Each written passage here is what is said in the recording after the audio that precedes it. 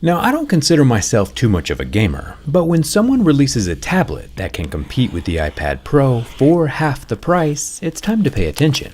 This is the Red Magic Nova, a gaming pad with an internal RGB turbofan and a laptop-grade cooling system, all for just $500, cheaper than even a lot of smartphones.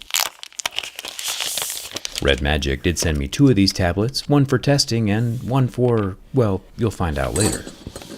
Starting off, we have an 80-watt charging brick in the box. Apple's iPad Pro comes with a measly 20-watt block and some stickers, just to throw some more dirt in the wound since Apple no longer includes any. Flipping our way around to the back of the gaming pad, we can see the internal RGB cooling fan. It's extremely interesting that this time around there are no external vents for this fan like we normally see in the Red Magic smartphones. At least no external vents that I can immediately see around its housing. There is a transparent glass panel on the back, with more RGBs in the Red Magic logo, and a decorative facade below that glass that has the very unholy matrimony of a flathead and Phillips screw side by side. But I'll ignore this oversight since transparent tech is the best tech. The Red Magic Nova has more of a widescreen layout than other tablets since it's built specifically for gaming. While it can be a notepad or e-reader, its 10.9-inch 2.8K resolution screen is completely centered around optimal viewing for video games. For reference, the Nova has 312 pixels per inch, while the iPad Pro is only 264,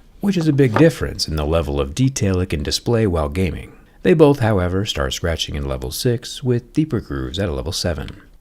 Taking a look at the body, with its slightly chamfered edges,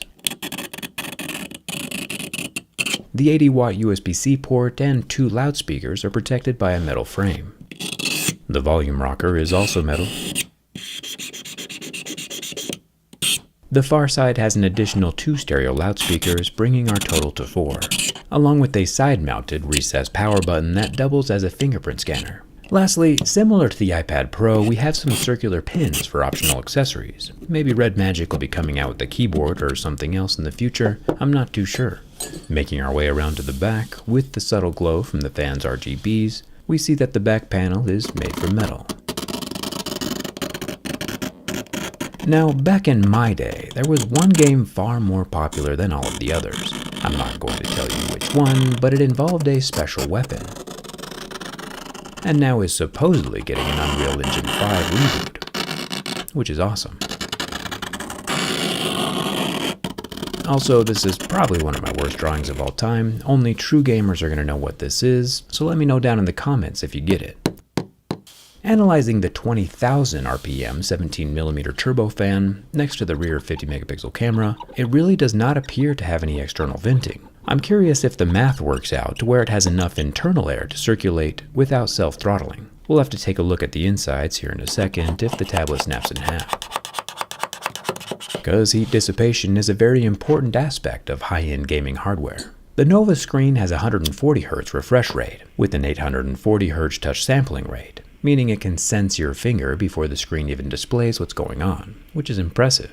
All with 550 nits of IPS LCD brightness, as we can tell from the black spot that's forming, that does eventually completely recover. Now, while a tablet doesn't necessarily have to be as durable as a smartphone or Game Boy, it's still good to know what its physical limits are, and how much abuse it can theoretically handle. And in the case of this Red Magic Nova gaming pad, at first glance, when bending from the front, it appears extremely solid.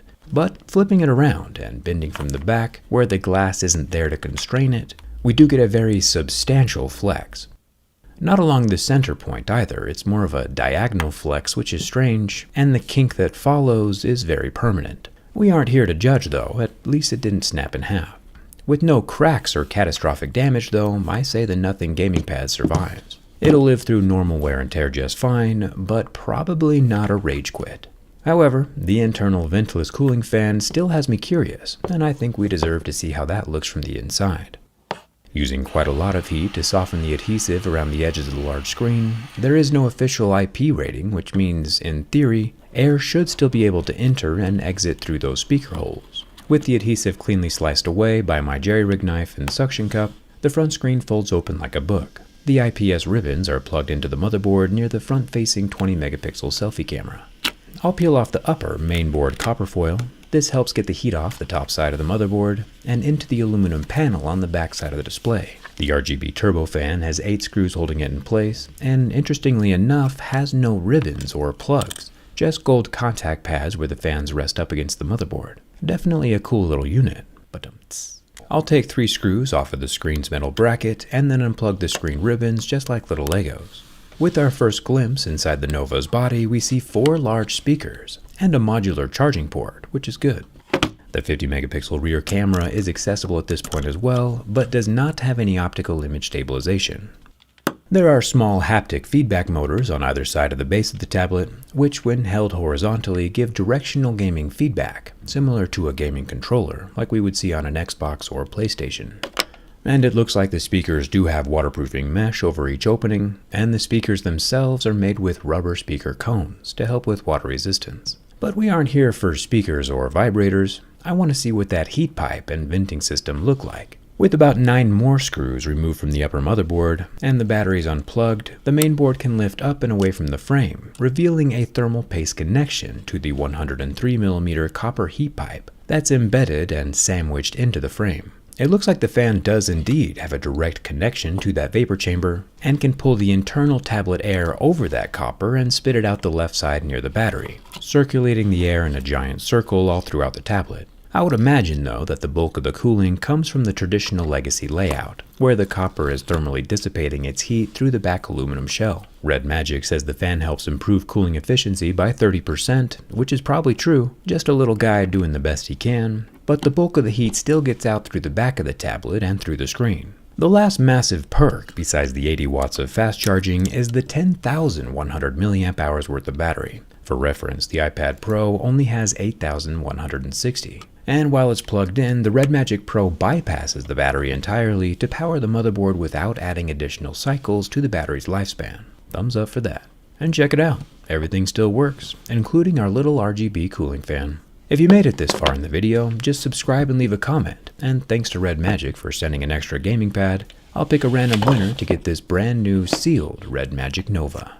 Thanks a ton for watching, and I'll see you around.